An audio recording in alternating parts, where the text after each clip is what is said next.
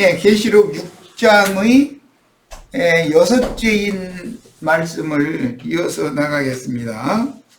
지난번에 해드린 그 자료로 이제 바로 들어갈 거예요. 그런데 마태복음 오늘 24장 29절로 31절 이제 해나갈 차례죠. 우선 선으로 잠깐 말씀을 드릴 게 있는 거는 계시록은 이제 7인이 떼어지는 것과 그 다음에 인이 떼어지는 순서에 따라서 증인들을 보내서 나팔을 불게 하시기 때문에 인이 열리는 것은 주님께서 작은 책의 말씀에 계시를 열어준다라는 뜻일 것이고, 뭐 것이고가 아니라 뜻이 그런 뜻이고, 그 작은 책의 열린 말씀을 받은 증인들이 보냄을 받아서 이제 대언을 하게 되면 그게 이제 나팔소리라고 이제 표현이 되는 거예요. 7인이 있고 7나팔이 있고, 7나팔이라고 하는 것은 지난번에 말씀드린 것처럼 경고예요. 그런데 그 나팔 소리와 같이 그 중선지자들이 전하신 복음과 같이 역사상에 구원과 심판이 집행되는 것은 이제 7대접이죠, 최후로. 그리고 나팔도 인도 모두가 대접 전에 있는 인과 나팔은 이제 그 흐름이 같은 거니까. 그런데 네 나팔까지는 경고성이고, 다섯째, 여섯째, 일곱째는 재앙, 화를 선고하는 말씀이에요. 나팔까지는 그래도 선고예요. 이제 인이 대접이 부어진다라는 것은 화의 마지막 재앙 선고가 집행된다 그런 말이에요. 그러니까 그런 계시록의 구조에 대해서 기본적으로 잘 이해를 하고 계셔야 돼. 자, 이제 이런 개념을 가지고 마태복음 24장에서 예수님이 예언하셨던 말씀을 이제 살펴볼 거예요.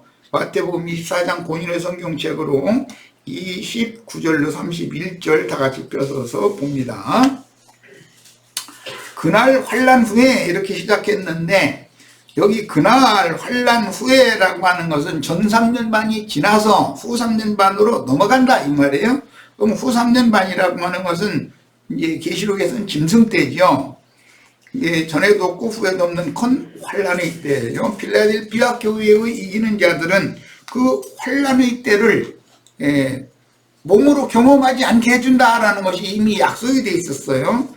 그럼 몸으로 살아서 경험을 하지 않으려면 어떻게 되느냐? 순교해서 하늘에 거하는 자들이 돼 있어야 되는 거예요. 이때 전에 두 증인이 승천할 때 함께 승천을 하는 것이 마지막이다 이래요. 큰 환난 전의 마지막 승천이다 이런 말이에요. 자, 그 다음에 환난 후에는 즉시 해가 어두워지며 그랬는데, 이제 후 3년 반으로 들어가면 1월 성신의 징조, 계시록 6장에 나오는 12절로 14절에 나오는 1월 성신의 징조가 이제 나타난다는 거예요. 그 징조가 나타나는 것은 예수님이 말씀하실 때는 인자의 징조라고도 표현을 했어요. 하늘에서 인자의 징조가 보일 것이다. 모든 사람에게 다 보이는 건 아니다라는 것도 이미 말씀드렸어요.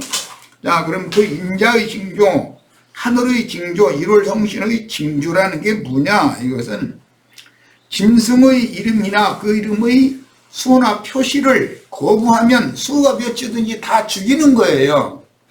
이것이 이제부터 주 안에서 죽는 자들은 복이 있도다 라는 말씀이 응하는 것이고, 예수님이 그 예리한 구름 위에 인자 같은 이가 앉아서 땅의 곡식을 거둬들이는 거예요. 낫을 휘둘러서. 그 휘두르는 낫이라는 것이 대언자들을 보내서 증거하게 하는 거예요. 추수나팔을 불게 한다 그런 말이에요. 그 성경의 흐름에 대해서 전체적인 흐름을 이해를 먼저 하셔야 돼요. 자, 그런데 그 징조는 어떻게 나타나는가? 1월 성신의 징조는, 첫째는 해가 어두워지는 징조가 나타나요. 이제 계시록의 7장 거쳐 8장에 가면 뭐 해와 뭐 별들이 이렇게 타격을 받아가지고 3분의 1이 뭐 빛을 발하지 않아서 어둠이 막 오고 이제 이런 식으로 표현을 했어요. 그런데 해가 어두워진다라는 말은 생명의 빛, 참빛이신 그리스도의 은혜가 세상에서 거두어져 간다, 그런 말이에요. 그러면은 사람들의 마음에, 짐승의 마음이 이제 어둠이 밀려 들어오게 마련이니까, 그럼 세상에 어둠의 일들만 이제 만연하기 시작하는 거죠. 예, 그런 표현이에요. 그 다음에는 두 번째 1월 성신의 징조 중에서 달이 빛을 내지 않는다 그랬어요. 달이 빛을 내지 않는 것은 교회가 어둠의 세상 권세에 잡혀버린다, 이런 말이에요.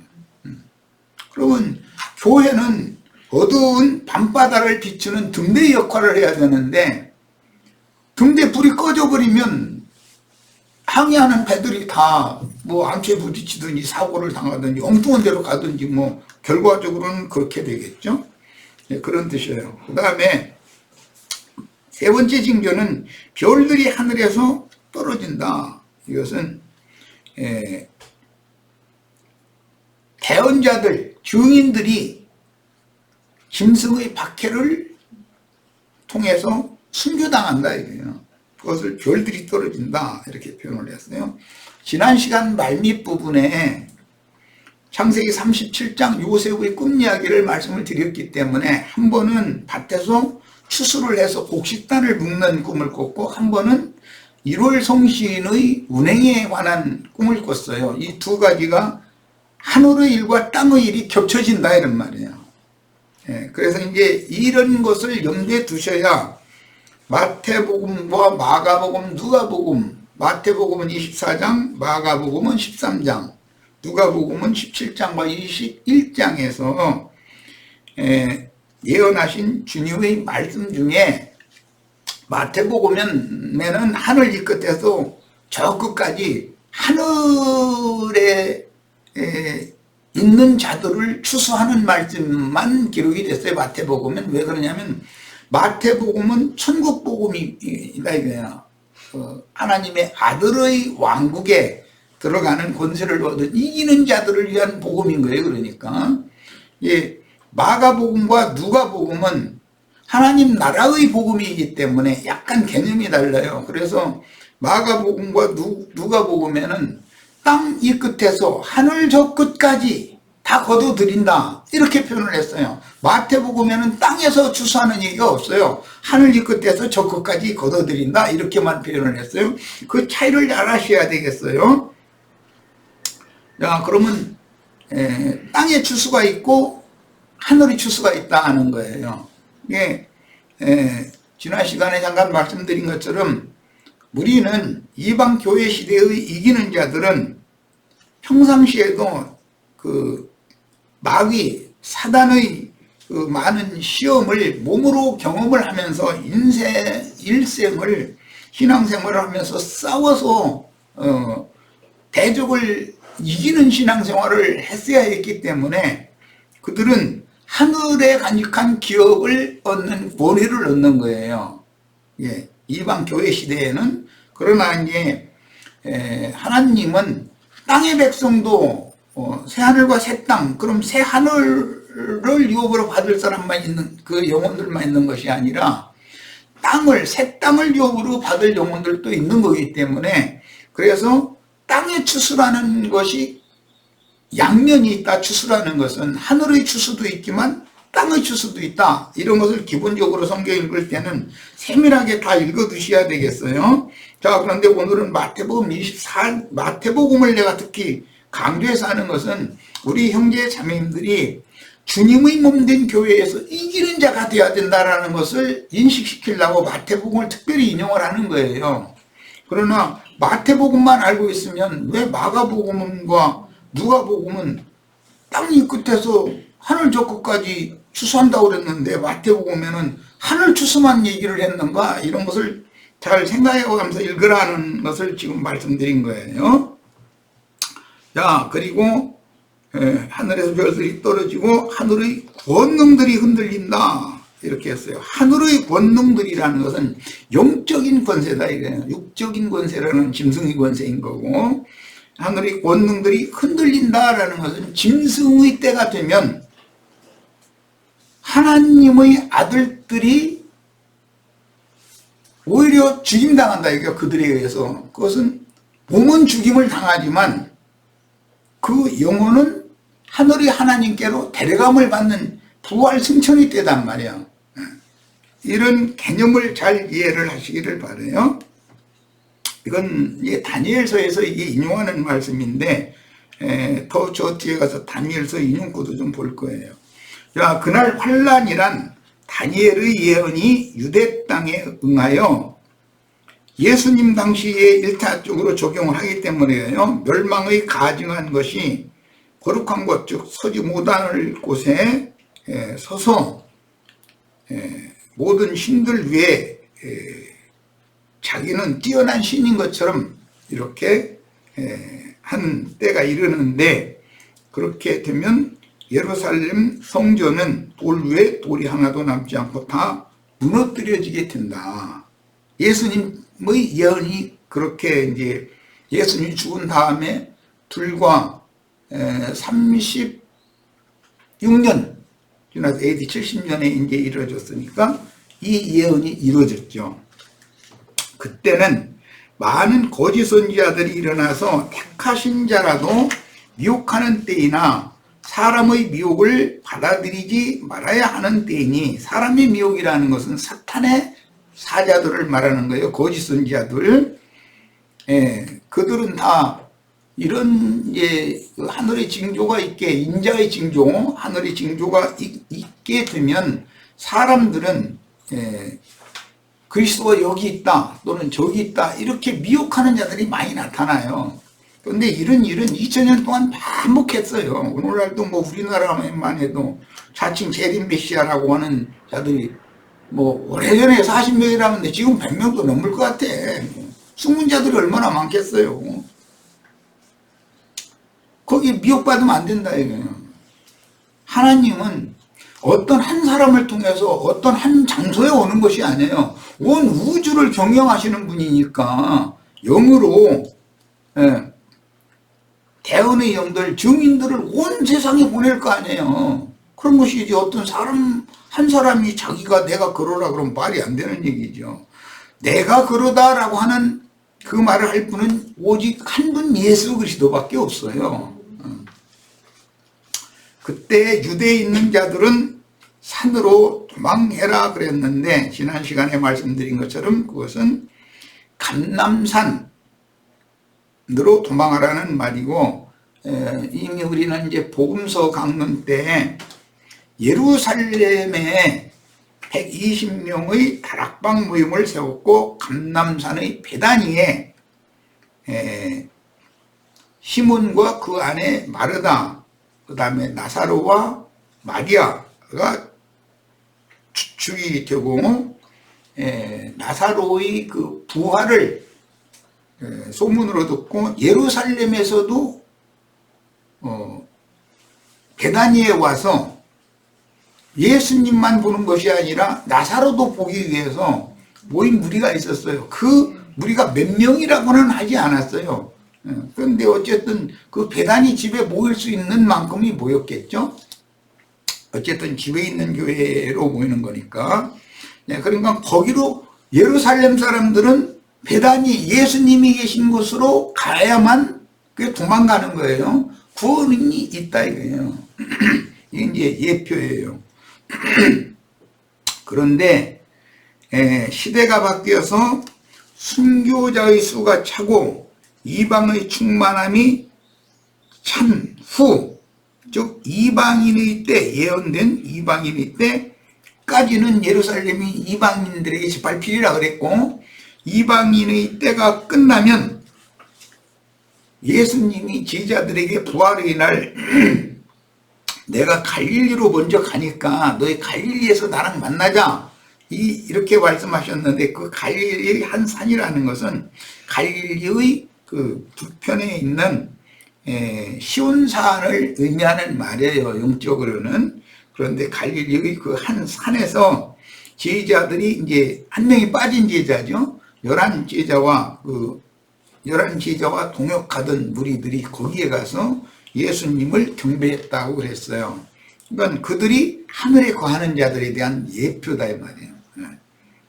자, 그러니까 이제 이런 그 양면을 잘 이해를 하셔야 되겠어요. 그래서 우리가 지금 히브리서 12장 22절로 24절에 보면 너희가 이른 곳은 하늘의 시온산과 하늘의 예루살렘과 천만천사와 뭐 아벨의 표보다 더 낮게 말하는 뿌린 피 앞에 너희가 이미 이르렀다인 것이 앞으로 이룰 것이다가 아니에요. 그 사람들이 있는 곳이 곧 성경에 계속 예언한 하늘의 시온산에 가장 높은 처소에 하나님의 임재 앞에 보인 자들이다 이 말이에요. 출애굽기 19장에는 모세와 이스라엘 장로 70인만 산 꼭대기에 올라가서 하나님 앞에서 하나님의 이제 그 말씀을 들었다는 거잖아요. 그것은 이제 예표죠. 이런 것이 오늘 우리들에게도 이루어져야 되겠다. 그 다음에 이방인의 때가 이제 차게 되면 천상교회, 즉 말하자면 하늘의 장자들, 아브라함의 후사들을 위하여 하늘에 준비하신 한 성이라고 그랬는데 그게 하늘의 시온산 성이에요. 거룩한 성 위에 있는 예루살렘 성이에요. 비유예요. 그곳에 도망간 자들을 위해서 저희 주께서 양육할 처소를 예배해 주신다고 그랬어요. 그러면 거기에 도망간 자들은 결과적으로는 그 영과 신부가 오라 한 곳으로 도망간 자들인데 그들을 위해서는 뱀의 낯을 피하여 1260일 동안 비밀스럽게 양육을 하게 한다는 거예요. 뱀이 그 여자의 남은 자손들의 뒤에서 동물을 강같이 흘러내보내도 절대 땅이 그 동물을 다 삼켜버리기 때문에 침해를 받지 않고 흘러 떠내려가지 않는다는 거예요. 그러니까 이 영적 가르침을 계속 받아서 인침을 받는다는 것이 얼마나 중요한 문제인가. 이걸 알 수가 있어요. 그래서 뱀의 낯을 피하여 전무후무한 짐승들의 환란을 이제 피하는 것인데 뱀의 낯을 피하여 비밀스럽게 양육을 받아서 이기는 자인 하나님의 아들들의 인도를 따라서 대언자들이죠. 증인들의 인도를 따라서 추수꾼들이에요. 금기름을 준비하고 신부로서 혼인집인 거룩한 성 새 예루살렘에 승천할 때다. 이때 승천을 한다는 것은 육의 몸으로는 죽고 영으로 영의 몸을 입고 영광 중에 주와 함께 나타나서 그 영이신 주님이에요. 주와 함께 나타나서 주와 함께 영광의 성으로 데려감을 받는 거예요. 그것이 후 3년 반 때 일어나는 일이다. 이제 그 말이에요. 그런데 우리는 후 3년 반까지 기다릴 필요 없이 전 3년 반의 끝 무렵까지 마지막 한 일회가 시작이 되면 바로 두 증인과 동역을 해서 그리스도의 몸을 세우다가 두 증인이 승천할 때 함께 승천해버리면 전에도 없고 후에도 없는 큰 환란의 날을 몸으로 경험할 필요는 없는 거 아니냐 이 말이에요. 뭐 그래도 할 수 없이 그때까지 남았다면 어쨌든 이기는 자가 되어서 이제 최후로 승천을 하게 해야 되는데 그 사람들이 계시록 15장 2절에 나오는 불붙은 유리바다 위에 서서 어린 양의 노래, 모세의 노래, 어린 양의 노래로 구원을 찬양하는 마지막 이기는 자들이 되는 거예요. 그런데 뭐 그렇게 아슬아슬하게 승천할 필요는 사실은 없다는 걸 내가 지금 말씀드린 거예요. 자, 1월 성신의 징조란 인자 예수가 죽임을 당한 것과 같이 주의 증인들과 이기는 자들이 그 수가 몇이든지 짐승에게 죽임을 당함으로 인자 같은 이께서 예리한 낫을 땅에 휘둘러, 이 예리한 낫이라는 건 증인들이 대언하는 나팔 소리를 말하는 거예요. 낫을 땅에 휘둘러, 왜 하늘에 거하는 자들이만 육의 몸을 여전히 입고 땅에 살고 있으니까 그러는 거예요. 예리한 낫을 땅에 휘둘러 곡식을 거둔다라는 말은 올 익은 곡식이 짐승의 표시를 거부함으로 죽임을 당하는 것을 말한단 말이에요. 그게 추수다 이 말이에요.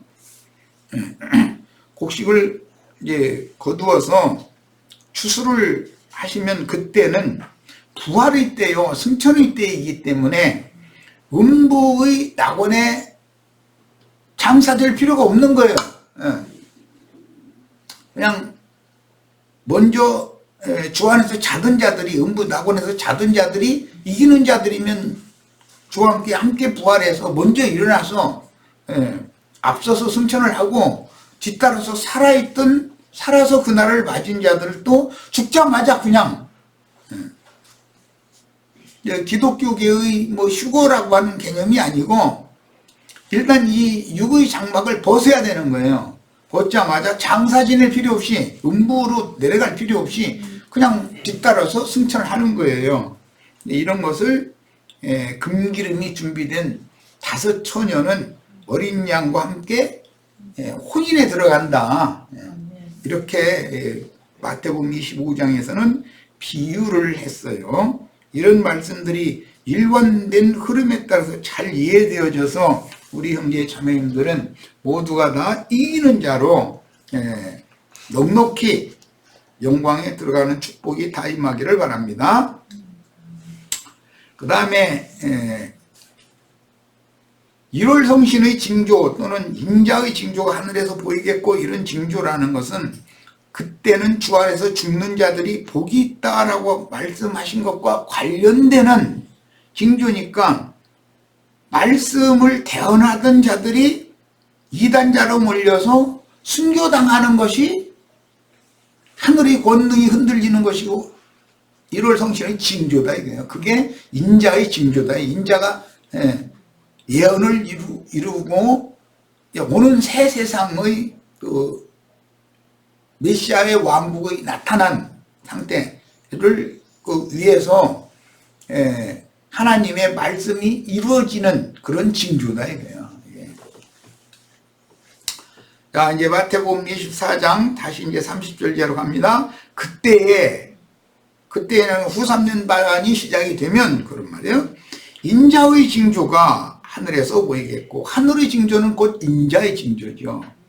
그런데 이제 이런 표현은 사도행전 그 7장 55절 56절에 보면 스데반이 성령이 충만하여 주님의 말씀을 대언을 하고 순교를 당할 때 하나님의 영광과 예수께서 하나님 우편에 서신 것을 보고 보라 하늘이 열리고 인자가 하나님 우편에 서신 것을 보노라 라고 선언을 하니까 대적자들이 이를 갈면서 달려들어가지고 거기에 이제 사울도 포함됐었죠. 달려들어서 돌로 쳐서 죽였다는 거예요. 그런데 그것이 곧 징조다 이거예요. 그게. 그래서 후 3년 반이 시작되면은 인자의 징조, 그다음에 하늘의 그 권능이 흔들리는 그런 1월 성신의 징조가 이렇게 나타난다. 그러니까 이것을 보는 사람은 아마도 갑자기 영감이 임할 것이고, 이것이 안 보이면 그냥 그 완악하고 무지한 죽은 영을 갖고 있는 거예요. 짐승의 마음을 받은 자들이니까 이런 일이 있어도 이게 무슨 일인가에 대해서 전혀 이해가 없는 거예요. 어떻게 하늘의 영광, 하나님의 영광 앞에 땅에서 곡물로 농사되어진 자들이 하늘 곳간으로 들어가는가, 이런 거에 대해서 깨달음이 전혀 없는 거예요. 그러다 보니까 뭐 육신이 죽지 않고 뭐 휴거돼서 어디로 가고, 뭐 아니면 뭐 무슨 뭐 생명나무 밑에 뭐 생명나무까지 생명나무가 쭉 있는데 거기 가서 뭐 입만 크게 벌리면 뭐 어쩌고 이런 소리에 쌓는 거예요. 정말 그런 기독교계의 말도 같지 않은 그런 교리들이 영원한 복음을 대적하는 거예요. 영원 세계로 들어가게 하는 복음이다 이거예요. 그런 복음을 대적하는 거짓말들인 것이죠. 자, 그때 땅의 모든 족속들이 그랬어요. 이 땅의 모든 족속들이라는 말을 염두에 잘 두셔야 돼요. 땅의 곡식 추수도 있고 하늘 추수도 있잖아요. 하늘 이 끝에서 저 끝까지 그 하늘에 거하는 자들 줄 수도 있고 땅에 거하는 자들 줄 수도 있어요. 땅에 거하는 자들이 주수되면은 제일 잘 되면은 오는 세상에 땅의 백성 이스라엘 12지파를 통역하는 땅의 백성이 될 거고, 하늘에 거하는 자들이었지만 이기는 자로 추수가 되지 않으면 그 사람들은 오는 새 세상에 남아서 땅의 백성이 될 수밖에 없는 거죠. 당연히.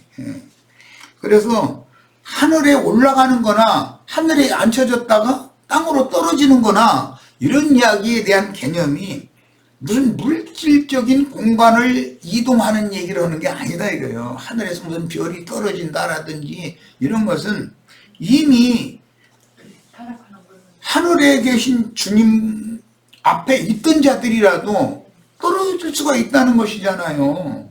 그러니까 나는 되도록이면은 뭐 내가 그래서 이제 농담 비슷하게 다 길동무구하느라고 이러고 있는 거다 이제 이런 얘기하면서 뭐 되도록이면 같이 가면 좋지 않냐 이제 그런 얘기를 했지만, 그것은 아무에게나 다 일관되게 다 적용할 수 있는 건 아니잖아요. 내 맘대로 하는 것도 아닌 거고 하나님 안배에 달려있는 문제지. 그러나 오는 세상에 오른편 양으로 분별될 자들도 보면은 주와 함께 보좌들에 앉아서 오는 새 세상에 내려와서 보좌들에 앉아있는 작은 소자들에게 물 한 그릇이라도, 그들이 감옥에 갇혔을 때 면회 한 번이라도 간 사람들이다 이거예요. 배고플 때 먹을 거 밥 한 것이라도 준 사람들이다 라는 거예요. 그러니까 이미 그 증인들이 순교하기 전에 그들과 함께 생활을 했었다는 거잖아요. 그런데 그들은 이기는 자로 하늘로 데려가시지를 않았기 때문에 땅에 버려둠을 당한 거예요. 그러니까 버려둠을 당하는 신앙을 추구지는 말을 안 해가 이제 그러지만 그것은 내 맘대로 하는 일이 아니에요. 이것은. 그러니까 우리는 땅에 남을 자들도, 오는 세상에 남을 자들도 남아서 이 복음을 다시 증거해서 복음을 확산시킬 그런 사명을 행하도록 우리가 다 준비를 하고 떠나야 되겠다. 지금 내가 하는 말이 얼마나 중요한 말인지, 이 하나님의 경륜의 그 과정이 두 세대를 사는 어떤 마지막 경점에서 심판의 세대와 구원의 세대, 두 세대를 사는 사람들이 당연히 있게 마련이에요. 성경에 뭐 제일 이해하기 쉬운 사람들이 노아죠. 물로 심판할 때 심판의 세대도 살았지만 구원의 세대도 살았어요. 첫 아담도 마찬가지예요. 내가 그걸 계속해서 주지를 시키고 있어요. 우리 형제 자매님들한테. 인류의 조상이다 이거 말도 같지 않은 소리다 이거요. 아담의 부친 세대까지 부친과 부모가 있었던 거예요. 아버지 어머니가. 그런데 그 세대는 심판의 세대고 아담부터는 다시 구원받는 새 세대다 이거예요. 성경은 처음부터 끝까지 다 이거 구속사에 맞춰서 기록이 돼 있다. 성경이라는 건. 예수님도 심판의 세대도 살고 유대인도 함께 살았잖아요. 구원의 세대도 살아요. 사도들도 마찬가지잖아요. 그런데 이제 그것도 하나님의 정하심이 있어서 주님의 이 재림에 관한 인자의 징조라든지 하늘의 권능이 흔들리고 1월 성신의 어떤 징조가 있을 것이고 해가 어두워지고 달이 빛을 내지 않고 별들이 떨어지고 이게 이제 이 1월 성신의 징조고 하늘의 권능들이 흔들리는 징조인데, 이것은 결국은 그 시대의 순교자들이다. 이게 순교자들. 그것이 보여야 돼. 그들이 어떠한 삶을 무엇 때문에 살다가 어떻게 승천을 했는지. 에녹과 엘리야 이제 대표인데, 예수님과 계시록의 11장에 나오는 두 증인들이 이루어지는 거잖아요. 말씀이. 이런 거에 대해서 완전한 이해가 꼭 있겠고, 1차적으로 이 세대가 지나가기까지 내가 예언한 모든 말들은 다 이루어진다. 천지는 없어져도 내가 이 예언한 이 말은 1.1핵이라도 이루어지지 않는 것이 없이 다 이루어진다. 이렇게 이제 예수님이 화관을 하시고 떠나셨어요.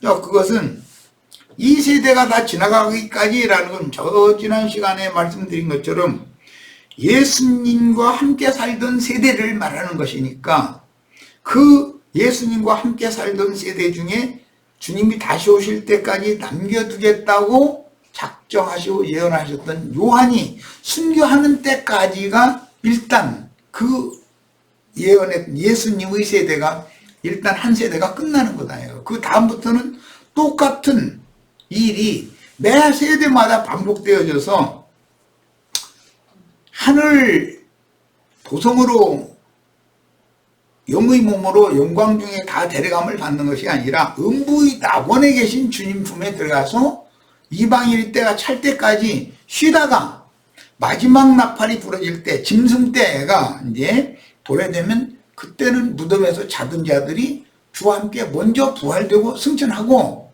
뒤따라서 살아남아서 이런 말씀을 듣는 형제 자매님들이 또 육의 장막을 벗고 부활 승천하는 거예요. 그렇게 하면은 이제 하나님의 경륜에 따른 한 시대가 일단 종결이 되는 거죠. 그리고 나서 이제 새 시대가 시작이 되는 거예요. 그런데 새 시대를 위해서 미리 준비를 해 놓는다 이거예요. 한 시대를 종결만 하는 것이 문제가 아니고 다음 시대를 위해서 후대를 준비를 해 놓는 거예요. 이것이 이제 계시록 7장에서 9장까지 그게 택하신 땅의 선민인 이스라엘 12지파를 인을 치고 그 인을 치기 위해서 막 어떤 일들을 막 그 땅에 보낼 것인가 이런 것이 이게 계시록 7장에서 9장까지의 내용이에요. 이렇게 미리 준비를 해놓고 그리고 나서 10장 이후에 작은 책의 말씀을 주신 증인들을 또 보내고 그 다음부터는 이제 거두들이 시작하는 거예요. 이제 그들은 다 하늘 천상 교회에 있는 자들을 추수하는 거예요. 땅의 곡물들을 추수하는 것과 땅의 곡물들을 추수하는 것은 주님의 몸된 교회 안으로 사람들을 불러들이는 걸 말하는 것이고 하늘 이 끝에도 하늘 끝까지 추수를 하는 것은 하늘에 거하는 자들 중에서 이기는 자들만을 데려가고 나머지는 버려둔다 이거예요. 버려둠을 당하면 하늘에서 또 떨어진 거죠. 그게 하늘에 앉혀졌다가도 떨어지는 거예요. 이런 거에 대해서 이해를 잘 하셔야 되겠어요. 자, 그때 즉 짐승들의 때인 오는 부활 때에 세상에 살아남아서 땅에 거하는 온 지구상의 기독교인들에게는 화가 있을 것이다. 하늘에 거하는 자들에게는 복이 있지만 땅과 바다에는 화가 있을 것이다 그랬어요. 그런데 그 화라는 건 이제 계시록 저 뒤에 가면 네 나팔이 앞에 부러지고 다섯째, 여섯째, 일곱째 그 나머지 세 나팔 소리는 화라고 돼 있어요. 그러니까 누구에게 그런 화가 있을 것인가? 땅에 거하는 자들, 바다에 거하는 자들에게 화가 있는 거예요. 이런 성경 흐름에 대해서 꼭 이해가 있기를 바라요. 자, 그러면 왜 그런 화를 당할 것인가? 주님이 예언하신 오는 부활 때에 육신으로 세상에 살아남아서 땅에 거하는 자들은 무슨 심승의 때를 당해야 되니까 당연히 화가 있는 거예요. 그리고 더 중요한 것은 그 영혼이 꺼지지 않는 불 속에 마귀와 그 사자들을 위하여 준비한 영혼은 불 속에 던져지는 화보다 더 큰 화는 없어요. 그러니까 주님이 두 가지를 준비하셨어요.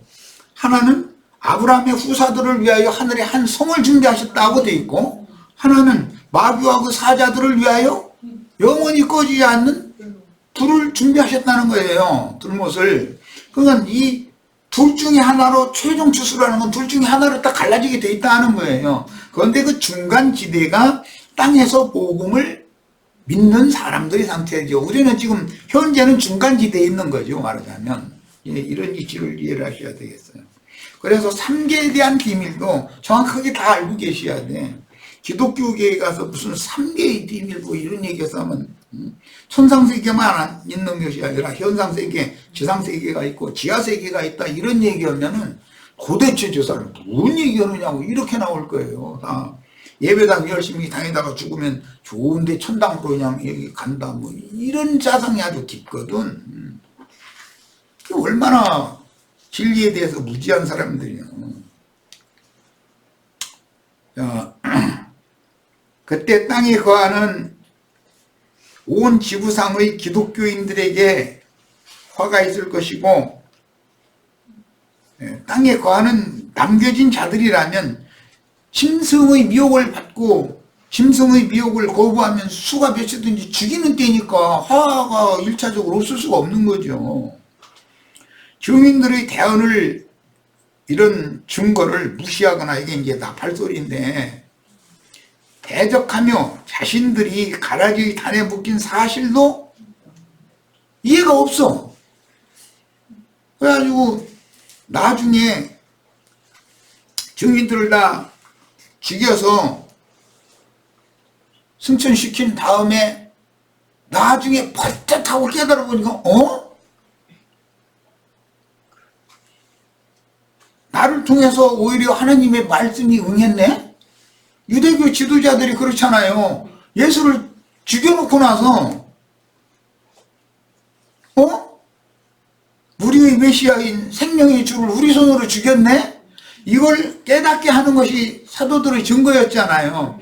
그때 회개하고 돌이킬 자들은 두 번째 기회가 이제 살아남을 기회가 있어요. 땅에 이제 그 장막으로 추수가 되니까 초막절이 이루어지는 거니까. 그러나 저 대낮부터 술 취해가지고 말이야 저런다 이러면서 옥에 가두고 매질하고 이런 무리는 버려버리는 거예요. 완전히 이제 이런 이치는 잘 이해가 있으셔야 되겠어요.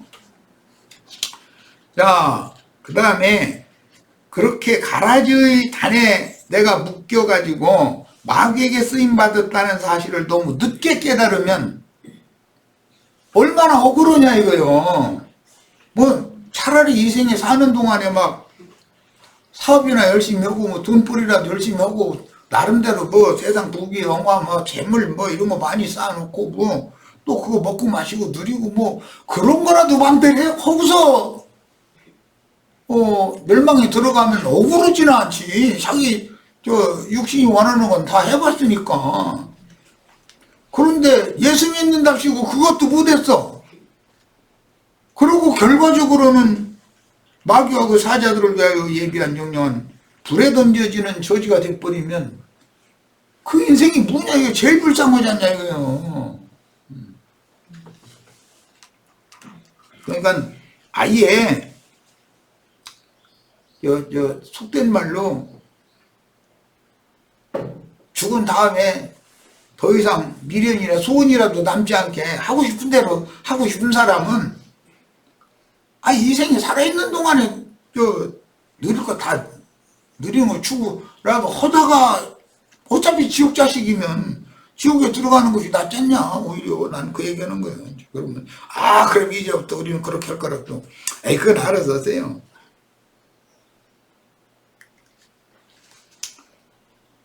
아브라함의 후사들을 위하여 예비한 하늘이 한 성에 들어가는 걸 추구해야지 영영한 불에 들어가는 걸 추구해서야 되겠어요. 그때 세상 교계의 거짓 선지자들이 가라지 추수꾼들이고 뱀의 사자들임을 너무 늦게 깨닫는 거예요. 그들에게 속아서 증인들을 반대하거나 회방한 것을, 증인들의 증거를 반대하거나 회방한 것은 성령을 회방한 거예요. 그것은 이 세상뿐 아니라 오는 세상에서도 용서를 못 받는다 그랬어요.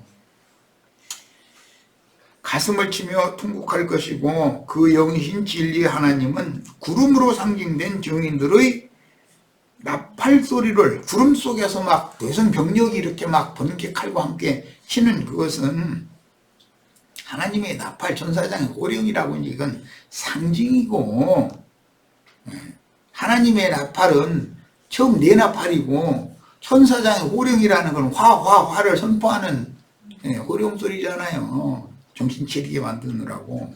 그래도 눈 하나 꿈쩍 않는 사람들이 그렇게 많다는 거예요. 그래서 엊그제 우리 대비되는 용어를 읽었잖아요. 계시록 9장과 그 16장에 보면 하늘에 거하는 자들을 끝까지 막 독중이 막 독이 올라가지고 세방하고 대적을 하는 자들이 있고, 증인들이 승천하는 걸 보면서 회개하고 하늘의 하나님께 영광을 돌리는 무리가 나온다. 항상 어떤 말씀을 들으면 두 부류가 나오게 돼 있어요. 그리고 또 이것도 아니고 저것도 아닌 그 회색 분자도 또 나오게 돼 있지. 이렇게 눈치 보고 있다가 이쪽 편인 것 같으면 잽싸게 그쪽 편에 이게 쓰려고 그러는데 그게 안 된다는 거. 이건 그렇게 되는 것이 아니에요. 그렇게 될 것 같으면 다 이 중간지에 있다가서 왼쪽 오른쪽 해가지고 얼른 그냥 순식간에 이쪽으로 딱 옮기고 그렇게 할 수 있다면 얼마나 좋겠어요. 그런데 이것은 이 생에 살아있는 동안에 계속 무엇을 가르침받아서 심령과 마음에 인이 새겨져야 되는 문제인 것이지 그냥 갑작스럽게 뭘 옮겨지고 이런 것이 아니다. 예, 너무 약사 빠른 짓 하시지 말기 바래요.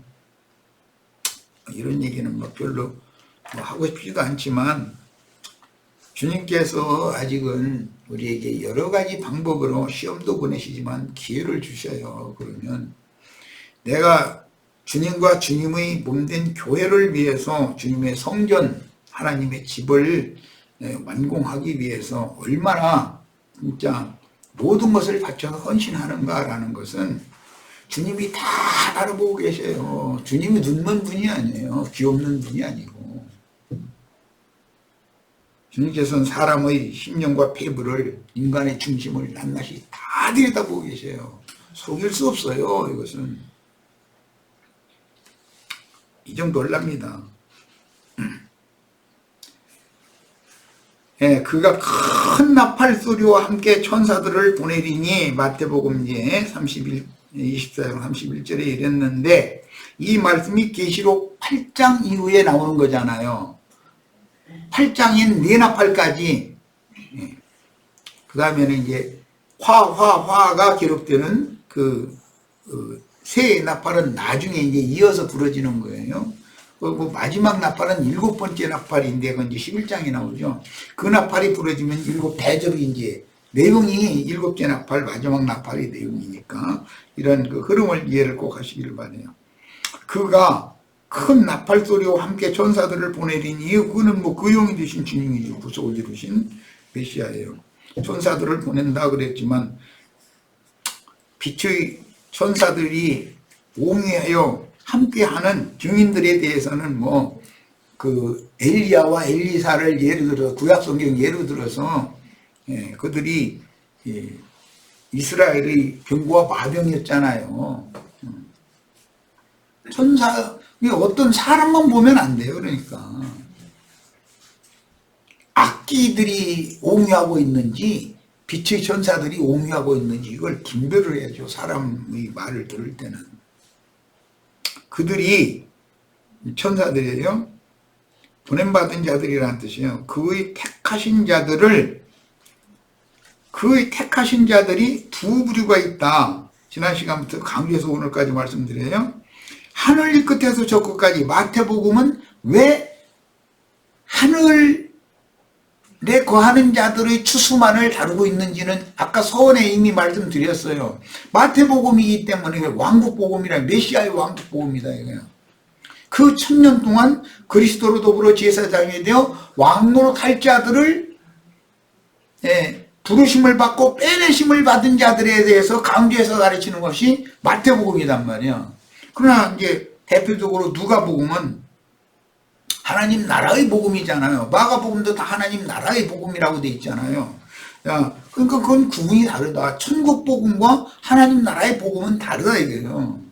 하나님 나라에는 이기는 자가 아닌 자들도 다 거기에 포함이 돼요. 그러나 천국에는 이기는 자가 아니면 완성에 들어가지 못하는 걸 잘 이해를 하셔야 돼요. 이런 얘기하면 기독교계 목사들은 저 예배당에 나오면 다 그냥 죽으면 좋은데 천당으로 갈 건데 무슨 소리냐고 이 말도 같지 않은 소리하고, 그러면서 또 로마교의 그 거짓 교리를 받아들인 개신교계의 그 장로교단, 특히 거기에는 무천년설이라는 것을 아주 강력하게 주장하죠. 뭐 사람 이름 내면 안 되지만 작고한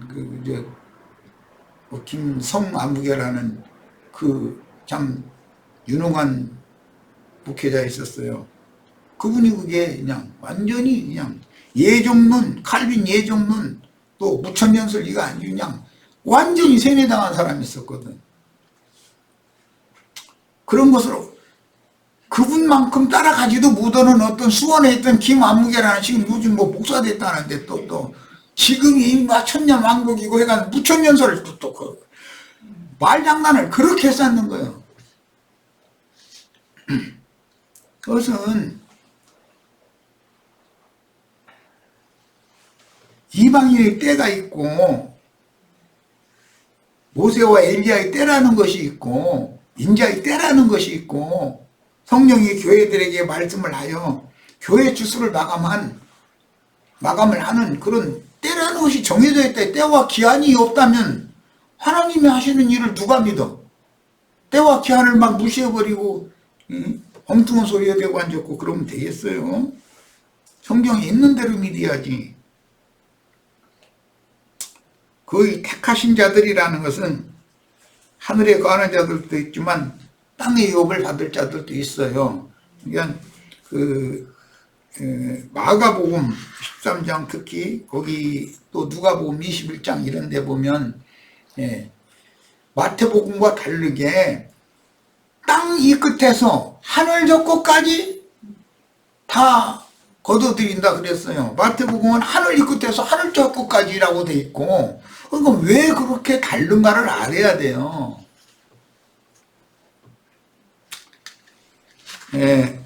그 영이신 주님의 택하신 자들은, 그리고 시간이 많이 됐네. 열린 작은 책의 말씀을 받아먹고, 지난 수요일부터 뭐 시간이 이렇게 말 몇 마디인 것 같은데 건강한 시간 가고.